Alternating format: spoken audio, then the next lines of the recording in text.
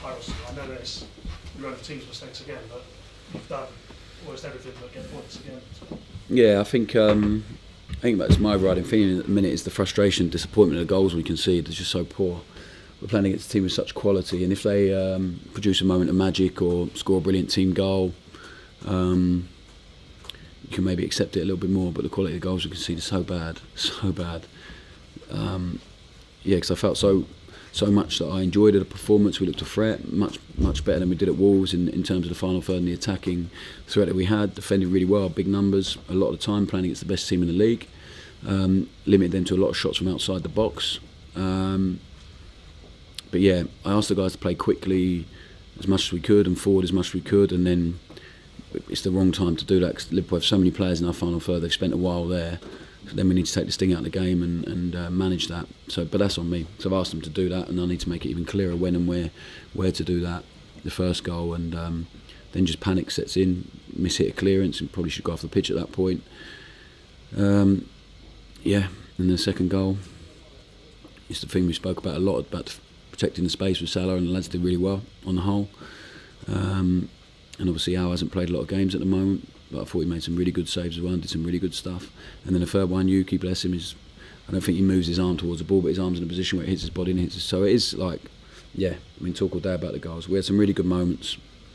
And most of our good moments come from playing and taking the ball and having courage to play through and do it. And the lads just have to keep on going.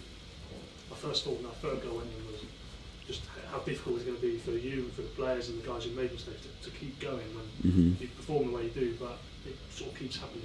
Yeah. We have such a young team on the pitch, on the whole. We have a team that's growing and learning. And the only way they are going to learn is having moments like that and trying to get through it and understand why they make the decision they make. As I said, I asked them to play quick, so I'll take responsibility for that. The rest is like just isolated moments, aren't they? We should make more of some of the stuff that we have. But there's not like a lack of competing, a lack of fight, a lack of desire, willingness to run for each other. I think the players that were here in the Premier League the last time feel very differently about this, the feeling of this, and they really, even in there, after the game we played Man City away, Arsenal away, Liverpool at home, the guys feel they're so close, and we have to eradicate them moments to give ourselves any chance. Missing Jan Benreg, there are a lot of things you could have done with your team. You've ended up bringing Flynn back, Brian Fraser on the left. Just talk me through why you did that and how you played that. Flynn's played there for us at Swansea a bit. He ends up building up there a lot as well, and he has real pace to defend the transition. So against Salah, when there was going to be space behind, and Gakpo on the other side, so I thought he actually did quite well on the whole. He hits one clearance and it gets punished in the Premier League, so I'm sure that will get looked at, that decision, but I actually thought he played really, really well, and he stepped forward with the ball a few times and reads the game really well. And also it's about relationships. We spoke about this a lot. Him and Taylor and Jack have played together a lot, and usually he's in front of them, but they played together a lot. Wee Man gives us an attacking threat. We swapped sides. I think it helped us. And Carl went on the left and he went on the right, and they give us that flexibility. Yuki's been away on international duty, travelled a lot, and only came back and trained one day with us, so we worked on a different shape. So then to chuck him in and do that after one day's training would have been a bit unfair on him, I think. So we tried to have as many attacking players on the pitch as we could. Don't describe it as a radar, but you probably should have a penalty. We should have 100%. We should have had a penalty of Adam Armstrong. I think, I don't know, I'm sure I think it's pointless having another chat. I really like Howard Webb, and I don't know what they will say. So it's gone to VAR for a check, and I think if the goalkeeper comes out, and it's at 2-1 at that point, Adam Armstrong is trying to play the ball, the goalie comes out and misses the ball and then affects Armour's run, so makes contact with Adam. So I think at that point it's a foul, regardless of what defenders are around, because he makes contact and misses the ball. But my definition of the laws of football, I think that's a foul. It gets given as a handball against Armour after the contact, the foul. Bradley's pulling Armour, Armour's pulling him a bit, so that's like 6-1, half dozen the other, but the ball Kelleher misses the ball. It's the other side of him when he makes contact with Adam Armstrong's legs. So my understanding of the game is a penalty. He's had a shirt ball as well at the same time. The positive, Paul Natrick came into the team. He was great, yeah. He's probably deserved to start before now, the way he's trained. He's been so good. And he was really good. So I hope his injury is nothing too serious and it's just a bit of fatigue, but I thought he played really, really well. And Lallana, is he I think his will be a bit worse than Paul's, but so we'll have to assess that. He's a bit worried about it.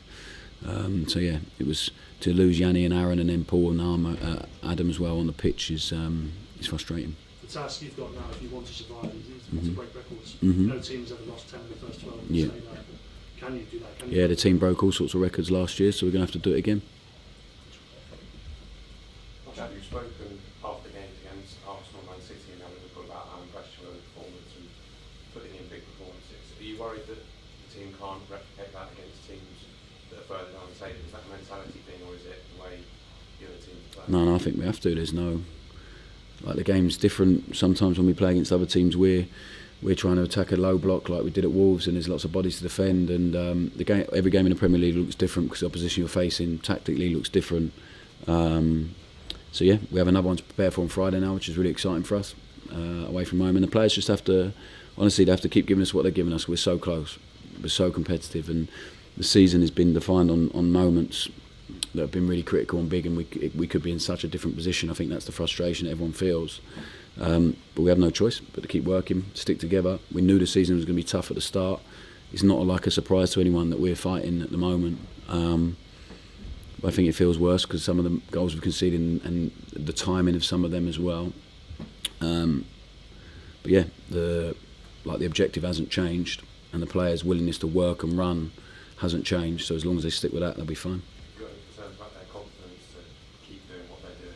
Well, I think they've shown moments of real confidence today against the best team in the league. So my job to try and keep them in that place, to keep believing what they're doing, to keep playing with courage and feeling.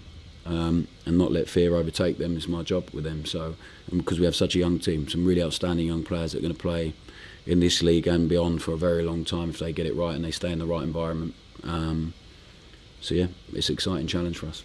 I feel like I asked you about another game, perhaps you just alluded to them there, but Tyler and Matty again today, so much quality for such lads in big moments in the game as well. Yeah, they're really talented. I think they have to play in a certain team in a certain way right now at their age to flourish and to show what they can do. If you put them in a different team that are fighting down the bottom, maybe they look very different, or they're maybe not playing because their skill set is not suited to that. Their skill set is taking the ball and being brave and taking it in tight areas and beating their player, and they're getting better and better all the time. So we have to just keep giving them time, keep working. They have amazing mentality, both of them, attitude, and eventually at some point they will keep growing with us, or they'll outgrow the club, and the club will benefit hugely from that. Martin, just on that, you took responsibility Russell. there. Oh, sorry, Russell, yes, sorry. You took responsibility there for the mistakes that the team was making, but how do you mitigate? I mean, it looked like for the first goal, he's not looking when he passes that ball, when it's heads down, and how do you mitigate? But it's obviously not made it clear enough that if we've had a moment defending the final third for that long that we shouldn't. So I've asked them to play quick. So I'll just have to clarify even further and give them even more detail, but also about feeling on the pitch, about managing the moments and managing the feeling on the pitch. How do you iron out those basic mistakes? Work and conversation. All good? Thank Cheers. you. Thank you, Russell. All right, thank you.